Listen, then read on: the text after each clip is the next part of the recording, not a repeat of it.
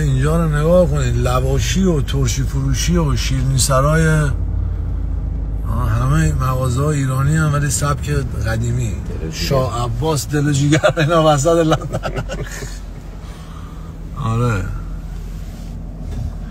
اینجا بافت شهر قدیمیه، توی خونه همه نوعه ولی بیرونش اینجوری مثل قصرهای قدیمی نمیذارن زیاد دست بزنیم.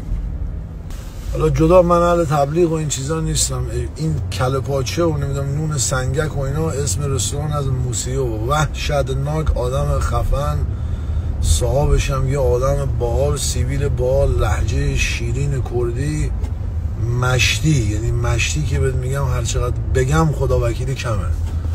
آره اینجوری دیگه خیلی محال. این لندن باعث شد دیگه برای دلم برای ایران تنگ هست ولی باز برای مردم دیگه انقدر با همه حال کردیم دیگه راحت، یعنی اصلا